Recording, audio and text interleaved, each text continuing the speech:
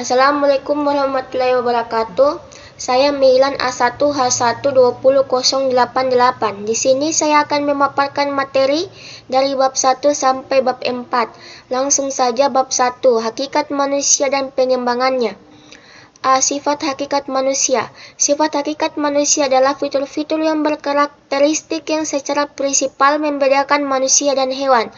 Wujud sifat hakikat manusia adalah sifat yang membedakan dengan makhluk lainnya, yaitu A. Kemampuan menyadari diri, B. Kemampuan bereksistensi, C. Pemilik kata hati, D. Moral, E. Kemampuan bertanggung jawab, F. Rasa kebebasan, G. Kesediaan melaksanakan kewajiban dan menyadari hak, kemampuan menghayati kebahagiaan. B. Dimensi-dimensi hakikat manusia terbagi atas 4, yaitu 1. Dimensi keindividualan, 2. Dimensi kesosialan, 3. Dimensi kesusilaan, 4. Dimensi keberagaman. C. Pengembangan dimensi hakikat manusia. Pengembangan hakikat manusia terbagi atas 2, yaitu 1. Pengembangan yang utuh. Apabila semua dimensi itu berkembang baik dari aspeknya maupun dari arah pengembangnya.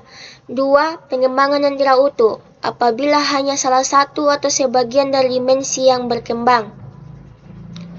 Selanjutnya bab 2, pengertian dan unsur-unsur pendidikan.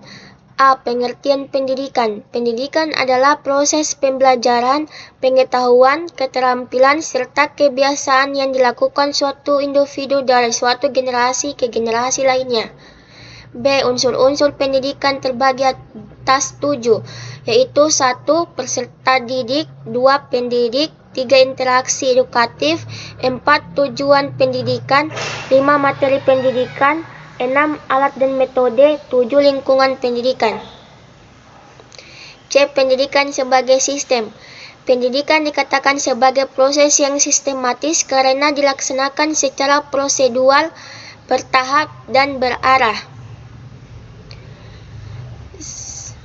Selanjutnya bab 3, landasan dan asas-asas pendidikan. A. Landasan pendidikan. Landasan pendidikan adalah asumsi-asumsi yang menjadi dasar pijakan atau titik tolak dalam rangka praktik pendidikan dan atau studi pendidikan. B. Asas-asas pokok pendidikan terbagi atas 3, yaitu 1.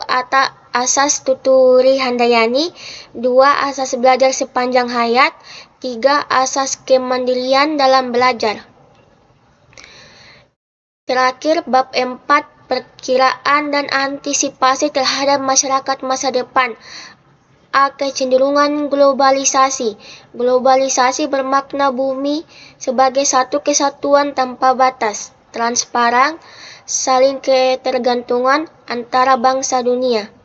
4 bidang kekuatan globalisasi yaitu 1. Bidang iptek, 2. Bidang ekonomi, 3. Bidang lingkungan hidup, 4. Bidang pendidikan. Masing-masing membawa pengaruh yang positif dan dampak yang negatif bagi kehidupan manusia. B. Perkembangan iptek.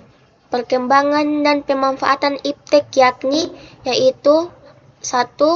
Penelitian dasar, 2. Penelitian terapang, 3. Pengembangan teknologi, 4. Penerapan teknologi. C. Pengembangan arus komunikasi yang semakin cepat dan padat dalam masyarakat modern. A.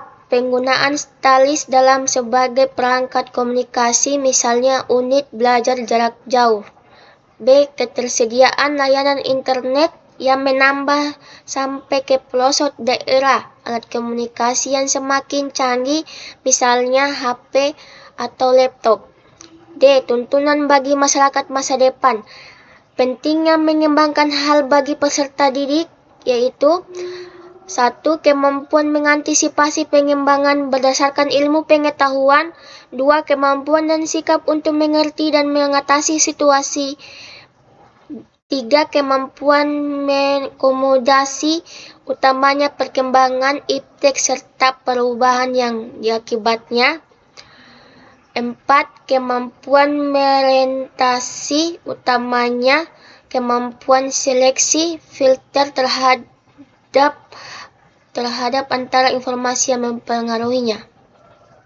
Sekian dari paparan saya. Billahi taufiq wal hidayah. Wassalamualaikum warahmatullahi wabarakatuh.